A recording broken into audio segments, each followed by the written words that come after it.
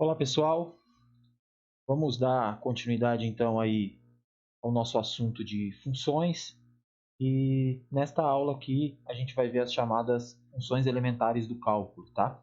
Então a gente vai passar aí pela função exponencial, função logarítmica, funções trigonométricas e também suas inversas, que a gente vai precisar fazer várias restrições nas trigonométricas para poder falar nas inversas, e as funções hiperbólicas. Também vamos falar um pouquinho sobre suas inversas, ok? Então vamos começar com a função exponencial, né? Qual é a definição de uma função exponencial? Bom, você pega um número positivo e diferente de 1, e aí você faz a função f de x igual a, que é este número, elevado a x. Tá? Isso é a definição de uma função exponencial de base a. Beleza? Notem que a gente nunca tem problema, né, para fazer a elevado a x, variando esse x. Consequentemente, o domínio todos os reais. O contradomínio aqui está colocado como todos os reais. Porém, toda vez que eu faço uma potência, o resultado vai ser sempre um número positivo. Consequentemente, a elevado a x, a função exponencial, tem imagem como sendo os números positivos apenas. Tá?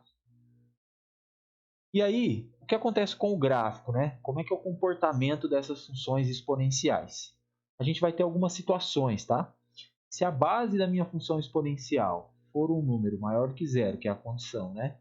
E menor do que 1, o gráfico da minha função exponencial é decrescente. Tá? Note que aqui eu estou sempre com a parte positiva só, porque ela nunca tem resultado negativo.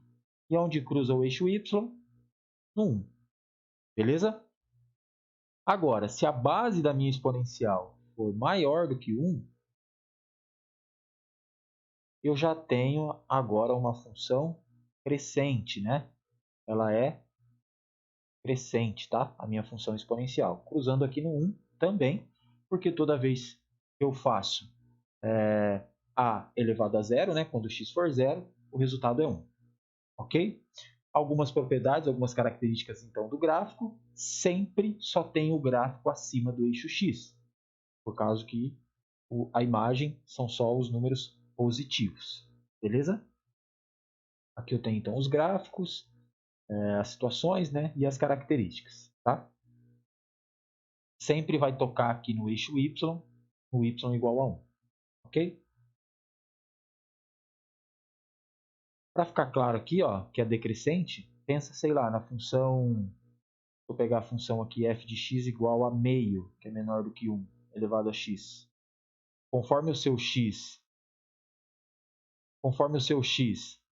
vai crescendo, o 1 meio elevado a x vai ficando cada vez menor, né? Por isso que ela vai decrescendo. Agora, seguindo aí então, função logarítmica. A função logarítmica está intimamente relacionada aí com as funções exponenciais, né?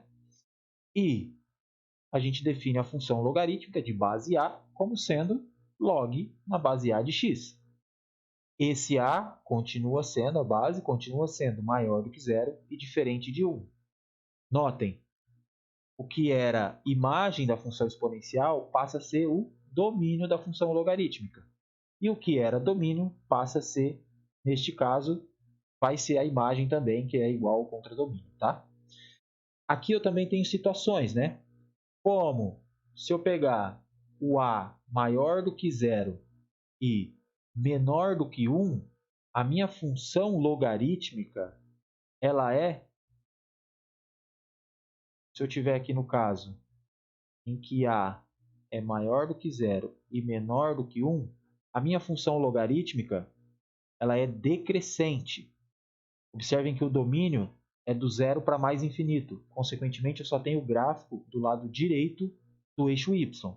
E ela é decrescente. Então, ela faz isso aqui. Quem é esse ponto aqui? O x igual a 1. Tá? Que era o y igual a 1 da função exponencial. Agora, se eu tiver a base, então essa aqui é para a maior do que zero e menor do que 1. Se eu tiver a base maior do que 1, a minha função logarítmica ela é crescente, ok? Então aqui é para a base maior do que 1. Beleza? Também só tem o gráfico do lado direito, né? Porque o domínio são só os números reais positivos. Só para ficar clara a relação, o que é log na base A de x? Isso aqui vale um y, então isso acontece se e somente se a elevado a y é igual a x. Ok? Aqui estão as propriedades, então, dos gráficos. E uma coisa que é interessante observar, que como a função log está intimamente relacionada com a função exponencial, uma é inversa da outra, eu tenho simetria em relação à reta da identidade. Aqui é para a base entre 0 e 1, ó, tenho simetria, e aqui é para a base maior do que 1, também tenho simetria, aqui está a reta da identidade. Tá? Vamos fazer um exemplo aí, só para a gente brincar um pouquinho. Vamos misturar um pouquinho a função logarítmica com a função exponencial. Tá? Vamos supor que eu tenha aqui log na base 2 do módulo de x. Essa é a minha função. F de x igual a log na base 2 do módulo de x. Quem é essa função? Como é que eu faço o gráfico dela? Lembra que toda vez que eu tiver com módulo envolvido, eu tenho duas sentenças. Então, isso aqui é o log na base 2 do próprio x. Se x é maior do que zero, não entra o maior ou igual. Por quê? Porque eu não tenho definição para log de zero, né? Isso é o log na base 2 de menos x, se x é menor do que zero. Então, quem é o domínio dessa função? Domínio de f, todos os reais menos o ponto zero apenas, né? Onde eu não tenho definição. E o gráfico? Bom, do lado positivo, quando x é positivo, ela se comporta como log, base maior do que 1 de x. Então eu tenho esse gráfico. Continua sendo ponto x igual a 1. Só que agora eu tenho definição também para x negativo, porque eu estou com o módulo lá em cima. Então é só refletir esse gráfico em relação ao eixo de simetria, o eixo y. Então acontece a mesma coisa refletido aí, e esse ponto aqui é o menos 1. Então esse gráfico aqui é o gráfico lá do log na base 2, base maior do que 1, do módulo de x. Beleza? Tranquilo, né? E tem um log especial aí, ok? Quando a gente tiver a base do log sendo o número de Napier, a gente vai chamar de logaritmo, a gente vai chamar de logaritmo natural, a gente vai denotar pelo ln. Então, quando eu tiver com log na base e de x, a gente vai chamar isso aqui de ln de x. Tá? O ezinho vale 2,7182 e assim por diante. Consequentemente, o gráfico do ln é assim, que é o comportamento de um logaritmo com base maior do que 1. Tá? Só para ficar claro, isso aqui vale um y, c e somente c. O que acontece? E elevado a y é x. Beleza? Tranquilo, né? Então vamos passar para as trigonométricas. Funções trigonométricas. Se eu tiver lá o ciclo trigonométrico, pego um ângulo em radianos aí, um ângulo x em radianos, né? Traço lá a reta, o raio, encontro o ciclo trigonométrico unitário. Quando eu projeto isso no eixo vertical, esse valor aqui é o valor do seno. Quando eu projeto aqui na horizontal, isso é o valor do cosseno. Eu posso dar quantas voltas eu quiser no ciclo, consequentemente eu tenho definição de função seno e função cosseno para qualquer valor de x real, porque a gente transforma isso, pega isso em radianos, que é o ângulo em radianos, consequentemente eu tenho o domínio da função seno e função cosseno, sendo todos os números reais, ok? A partir dessas funções, né, da função seno e a função cosseno, a gente define as novas, né? Tangente, cotangente, secante e cossecante. Já já a gente vê as definições delas, né? Vamos falar um pouquinho da função seno. Como eu disse, eu tenho ali o domínio todos os reais, porém, o seno de qualquer número x fica limitado sempre entre -1 e 1, não é isso? E mais, né? Lembrando que a gente já comentou sobre isso, função seno é uma função periódica. Ela volta a se repetir a cada intervalo de tempo 2π, beleza? Então aqui está o gráfico do seno, ó, seno de 0 é 0, anda 2π, voltou lá para o zero, ok? Função cosseno é a mesma ideia, né? Eu tenho lá o domínio todos os reais, a imagem também vai ficar presa entre -1 e 1. E o gráfico da função cosseno também volta a se repetir, é uma função periódica de período 2π, tá? Lembrando que cosseno de 0 é 1, aí note que ela vem, lá no π ela vale -1, né? Cosseno de π vale -1, no 3π sobre 2 ela volta a ser zero, ok? Então, se eu pegar aqui do menos π sobre 2, que era zero, até o 3π sobre 2, eu tenho novamente o intervalo de 2π e ela andou todos os valores de cosseno. Beleza? As novas funções. Função tangente é seno sobre cosseno. Função secante, 1 sobre cosseno. O que eu tenho de relação entre essas funções? Pensando no domínio. Ambas estão divididas pelo cosseno. Então, a condição de existência dessas funções é cosseno diferente de zero. Então, a gente vai calcular todos os valores de cosseno que dão zero e tirar do domínio dessas funções. Função cotangente, inversa da tangente, então é cosseno de x sobre seno. E função cossecante de x é 1 sobre seno. O que essas funções têm de semelhante? Ambas estão divididas por seno de x. Então, eu preciso tirar o seno de x, aí, os valores de x do domínio, que anulam o seno. Tá? Vamos calcular esses domínios. Vamos lá. Ó, vamos supor que eu estou com o ciclo trigonométrico. Vou melhorar esse ciclo aí. Ciclo trigonométrico. Aqui é o eixo do cosseno e aqui o eixo do seno. É isso?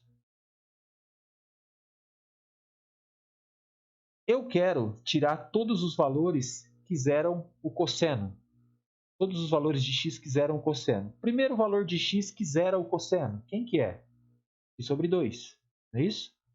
E quando eu projetar aqui dá zero. Mas eu tenho π sobre 2. Depois eu tenho quem? 3π sobre 2. Depois eu tenho mais quem? Vai somando 2π. Vai somando 2π. Não é isso?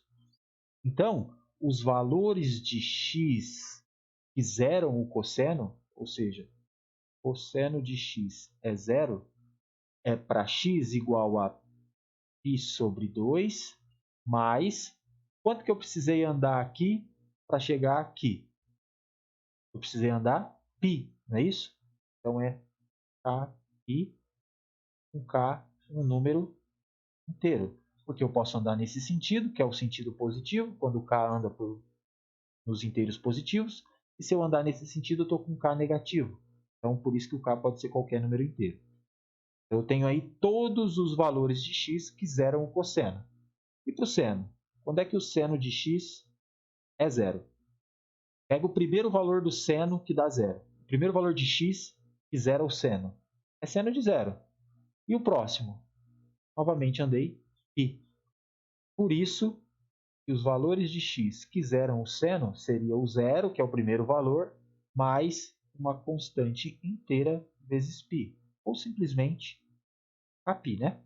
Onde k, novamente, é um número inteiro. Tá?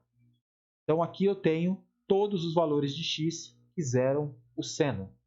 Por isso, eu vou ter que tirar tudo isso aqui do domínio da tangente da secante e tenho que tirar todos esses valores aqui do domínio da cotangente e da cossecante. Beleza? Aqui estão os gráficos. Ó. tangente. Olha só, todas essas retas verticais significam que não tem gráfico ali. Por isso, exatamente os valores, neste caso eu estou com a tangente, ó, então eu estou aqui com esses valores de x, eu não tenho valores definidos de tangente. Tá? E a cotangente, a gente está tirando os valores do seno, né? Aqui eu escrevi n, tá? Aqui eu escrevi k. Mesma coisa. Então, eu estou tirando todo mundo do domínio, ó, x diferente de kπ ou nπ. Por isso que eu tenho essas retas verticais aqui, tracejadas, onde eu não tenho o gráfico da cotangente. Beleza? Só para pensar um pouquinho, tanto na função seno, que ela volta a se repetir a cada intervalo de 2π, tanto na função cosseno, olha a função tangente, volta a se repetir, cotangente, volta a se repetir. São todas funções que, se eu precisar falar da inversa, que é o que a gente vai ver depois, a gente vai precisar fazer restrições em seus domínios para poder falar das funções inversas. Tá? Se eu traçar reta horizontal, ó, aqui, ó, encontra o gráfico mais de uma vez. Então, a gente teria problema de injetividade para falar da inversa. E as funções secante e cossecante. Função secante, 1 sobre cosseno. Então, a gente está, de novo, tirando todos esses pontos do domínio. Por isso que eu tenho os tracejados verticais aqui. Ó, tá? Esses são os gráficos. E aqui, a função cossecante, eu estou tirando todos esses pontos do domínio, porque eu tenho divisão por seno. Tá? De novo, pensando nas suas funções inversas, o que a gente precisa fazer? Preciso fazer restrições de domínio. Por que eu preciso fazer restrições de domínio? Se eu traçar reta horizontal aqui, ó, encontra gráfico mais de uma vez, em várias situações. Por isso que a gente vai fazer essas restrições para poder falar nas suas inversas. Beleza? Então vamos entrar aí nas funções trigonométricas inversas. A gente vai definir a função arcseno de x, que vai ser a inversa do seno de x, do seno de y neste caso, né? Porém, para falar na inversa, a gente vai precisar restringir a função seno de menos π sobre 2 até π sobre 2. Por quê? Porque neste intervalo ao redor do zero, eu já tenho todos os valores de menos 1 até 1 percorridos.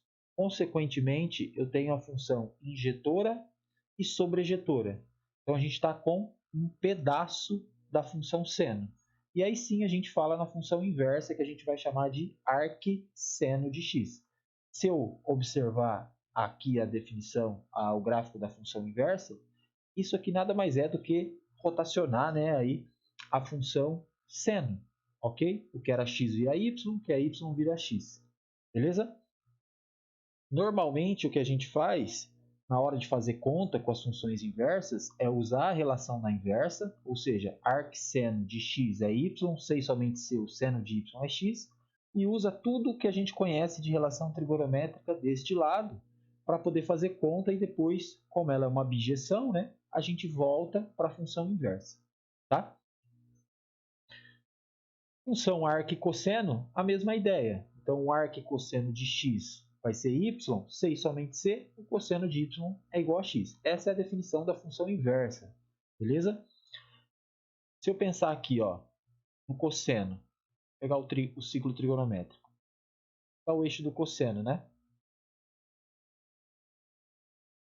E aqui o eixo do seno. Qual o menor intervalo ao redor do ângulo zero que eu tenho todo mundo de menos 1 até 1 tendo relação com o ângulo, né? Ou seja, que o cosseno aí varia de menos 1 até 1. Menos 1 até 1 para o cosseno. Onde é que eu preciso percorrer? Para eu andar aqui, ó, do menos 1 até 1 no cosseno, o meu menor intervalo ao redor do ângulo zero seria de 0 até π. Por isso que a gente faz, então, esta restrição de 0 até π no domínio do cosseno. Essa aqui é a função cosseno restrita. Pega o contradomínio como sendo a imagem, e aí a gente pode falar na função inversa, no arc cosseno de x. Tá? O que era domínio vira imagem, ou contradomínio, e o que era imagem aqui vira domínio. Tá? E aí o gráfico da função arc cosseno. beleza? E eu tenho uma relação, né? Arquicosseno de x mais arcseno de x é igual a π sobre 2. Tá? Se alguma hora precisar dessa relação, a gente pode usá-la. Eu não quero que vocês fiquem presos a memorizar aqui os gráficos das funções inversas. O que eu quero que vocês entendam é o seguinte: o que eu fiz para poder falar nas funções inversas, tá? Qual era o domínio das funções inversas? Qual é a imagem das funções inversas? Beleza? Pensando na tangente, definição então da arctangente. Esse é o gráfico da tangente original. O que a gente faz? Pega o intervalo de menos π sobre 2 até π sobre 2, intervalo aberto, e aí a imagem já era todos os reais da tangente. Então eu posso falar na inversa, restringindo o intervalo, o domínio de menos π sobre 2 a π sobre 2. Por isso, eu tenho o gráfico aqui da sua inversa, cujo domínio da inversa são todos os reais, porém a imagem vai ficar presa entre menos π sobre 2 e π sobre 2. Ok? Então aí estão as relações. Funções trigonométricas inversas ainda, cotangente. Olha só, cotangente é a mesma ideia da tangente. Pega lá o intervalo de 0 até π, eu tenho todo mundo sendo flechado, ou seja, todo mundo na imagem, no contradomínio aqui, neste caso todos os reais, tendo relação com o domínio. Consequentemente, o que era domínio vira imagem, o que era imagem vira domínio, e eu posso falar na função arccotangente de x. De 0 até π, a imagem da inversa da cotangente, e o domínio também todos os reais. Ok? Aqui está definido a arccotangente de x relacionado com a arctangente, tá? Mas não precisa usar essa relação, se não quiser, usa a definição normal, tá? A gente pode usar aquela lá, arccotangente, desculpa, arctangente não, arccotangente de x é y, C e somente C, o que acontece? A cotangente de y por x. Essa é a definição usual, aí, a mais formal, né, de quem é a inversa da cotangente, que é a definição de uma função inversa. Tá? Função arcsecante. Esse é o gráfico da secante. Ó. Novamente, eu tenho aqui como se fossem parábolas, né, para cima e para baixo, então eu teria problema para restringir, ou problema para falar na inversa sem restrição. Eu faço o quê? Pego só metade dessa parábola aqui para cima, pego só metade dessa parábola aqui para baixo. Então eu pego o intervalo de 0 até π sobre 2, depois eu pego do π sobre 2 até o π. E aí pego só essas partes destes gráficos e eu posso então falar na sua inversa, definir a sua inversa. Tá? Por isso que eu tenho duas partes apenas aqui no gráfico da inversa da secante. Ok? A arcsecante de x é y, C somente C, secante de y for x, a definição. Aqui eu tenho relações, tá? Entre arcsecante de x com arccosseno de 1 sobre x. São relações trigonométricas. Note que a secante é definida como 1 sobre cosseno, por isso que ela tem relação com a inversa do cosseno.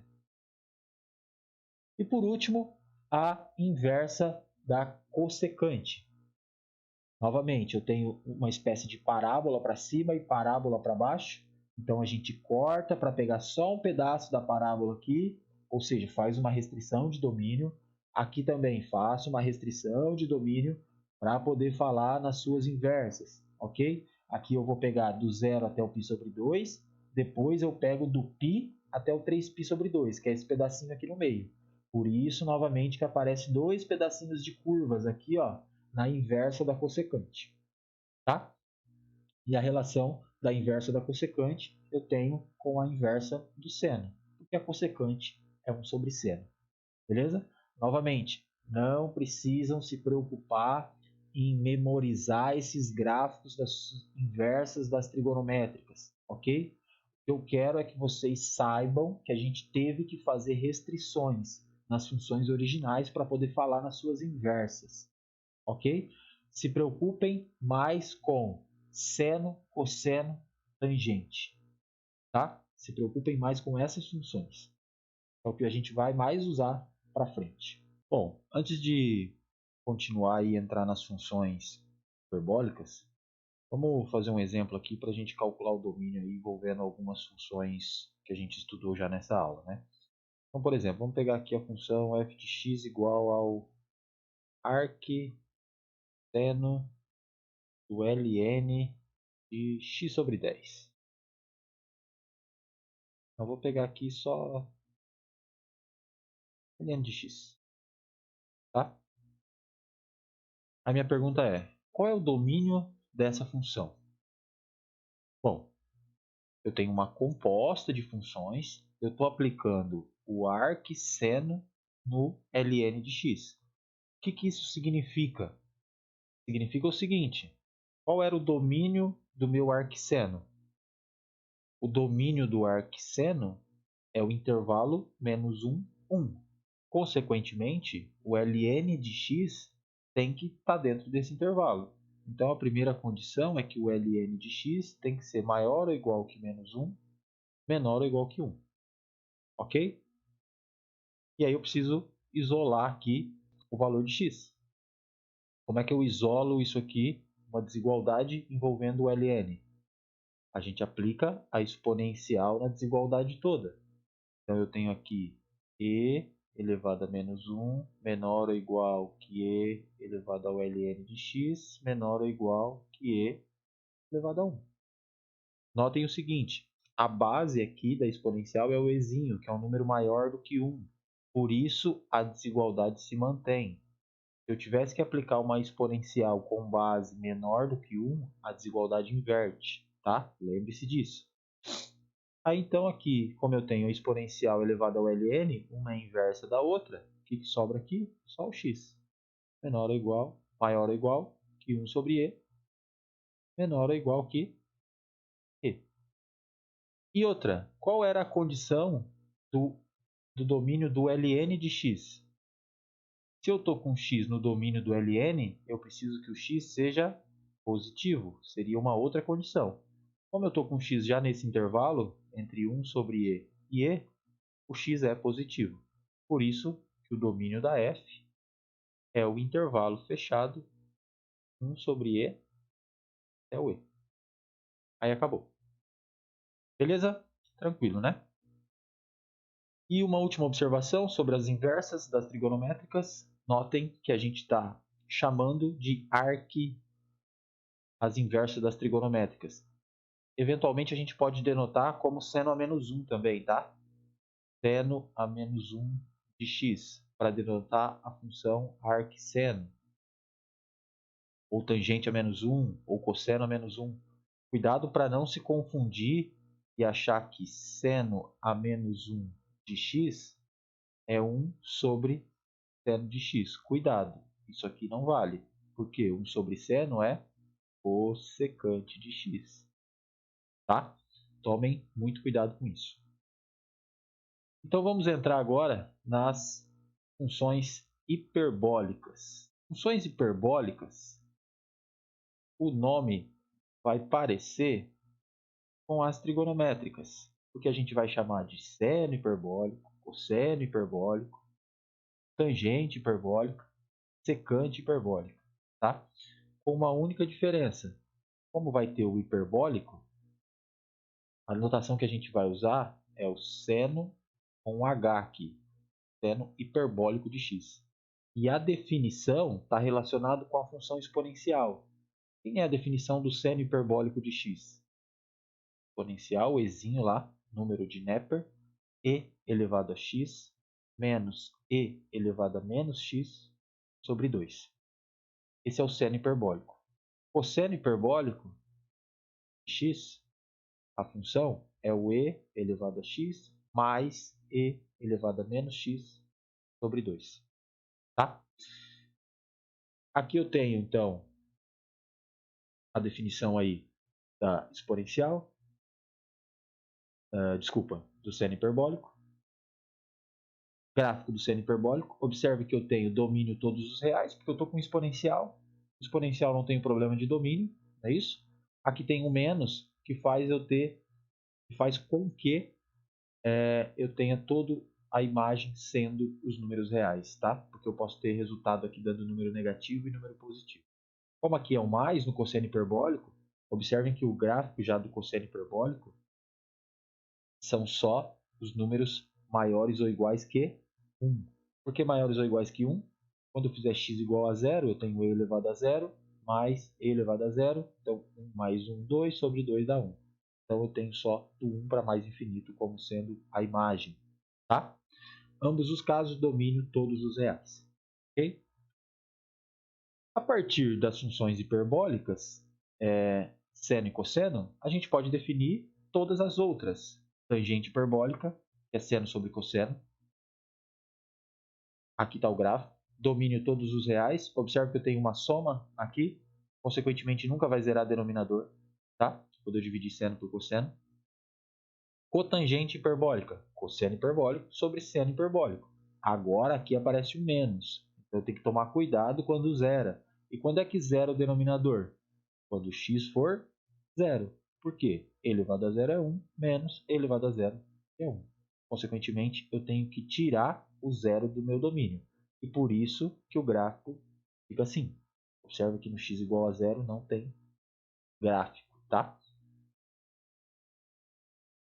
Tangente, cotangente, secante hiperbólica é 1 sobre cosseno.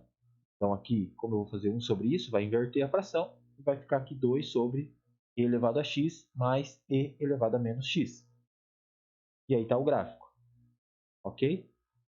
De novo, toda vez que eu tenho a soma no denominador, a gente não tem que se preocupar com problemas de domínio, ou seja, condição de existência. Já a cossecante hiperbólica, aparece o menos. Aí eu vou ter que tirar o zero. Por isso que o gráfico daí tem essa cara. Notem que o zero não está no domínio. Beleza? Então passamos por todas as definições das funções hiperbólicas. Uma coisa que é importante observar. Vamos olhar aqui para os gráficos. Ó, vou voltar um pouquinho. Se eu tivesse interessado em falar na inversa do seno hiperbólico, eu tenho algum problema, alguma restrição para fazer? Não. Domínio todos os reais, imagem todos os reais, todo mundo tem relação com o domínio, ou seja, é uma função bijetora. Traça reta horizontal aqui não intercepta o gráfico mais de uma vez. Consequentemente, o seno hiperbólico vai ter inversa para todo valor de x, tá? Sem restrição nenhuma. Já o cosseno hiperbólico, a gente tem problema. Se eu traçar reta horizontal aqui, eu tenho interceptação com o gráfico mais de uma vez. Consequentemente, a gente vai ter que restringir o domínio para falar nas inversas de algumas funções hiperbólicas. Tá? Então vamos entrar nas inversas. Funções hiperbólicas inversas. Como eu comentei do seno, a notação das inversas hiperbólicas é arg, de argumento, tá? E não arc, como eram nas trigonométricas. Beleza? E aí a definição é aquela usual, que é a inversa do seno hiperbólico vale y, sei somente se o x é o seno hiperbólico de y. Tá? E eu não tenho problema de domínio para o seno hiperbólico, nem restrição nenhuma para fazer. Beleza? Então, domínio, imagem, todo mundo sendo todos os números reais. Inversa do cosseno, como eu comentei, a gente tem que restringir aqui do zero para mais infinito para poder falar na sua inversa. Consequentemente, a inversa do seno hiperbólico, do cosseno hiperbólico, vai do 1 para mais infinito, do 0 para mais infinito. Ok? E aqui fica o gráfico. E eu tenho a simetria em relação à reta da identidade. Ó. Faz assim, e essa aqui é uma espécie de parábola, né? Tanto para tangente hiperbólica, cotangente hiperbólica e cossecante hiperbólica, não precisamos fazer restrição nenhuma nos domínios. Notem, tangente hiperbólica, se eu traçar qualquer reta horizontal aqui, ó, eu tenho sempre tocando o gráfico uma vez só. A única coisa que eu preciso fazer é colocar o contradomínio apenas o intervalo de menos 1 até 1, né? Para poder ser igual à imagem, igual ao contradomínio e eu ter uma bijeção. Por isso, então, aqui eu tenho a inversa da tangente hiperbólica. Cotangente hiperbólica, mesma situação, única coisa que o meu contradomínio vai de 1 para mais infinito e menos 1 para menos infinito. E aí eu tenho a inversa da cotangente hiperbólica. E cossecante hiperbólica, já tiro o zero do domínio aqui, consequentemente eu estou também tirando o zero aqui. Então, é a única restrição aí que aparece, mas já vinha lá da definição da cossecante hiperbólica, né? Então, se eu pensar na inversa, eu não fiz restrição nenhuma, tá? E para finalizar, a secante hiperbólica. Se eu traçar uma reta horizontal aqui, encontro o gráfico mais de uma vez. Então a gente corta aqui, pega só o intervalo do zero para mais infinito. Ó. Do zero para mais infinito, pega a imagem só de 0 até 1, né? Para eu ter a imagem igual ao contradomínio. Consequentemente, eu posso falar na inversa dessa função, que é a restrição da secante hiperbólica. E aí eu posso falar então na arg secante de x, que é a inversa. E aí, como isso aqui só tem essa parte deste gráfico, eu tenho este gráfico como sendo o gráfico da inversa da secante hiperbólica, ok? Não se preocupem tanto com as inversas das funções hiperbólicas, ok? Que a gente vai ficar, o que a gente vai trabalhar, que vai aparecer mais, vão ser até as funções hiperbólicas. As inversas das hiperbólicas não vai aparecer tanto no nosso curso, beleza? Então, na próxima aula, a gente começa aí a parte de limites de funções.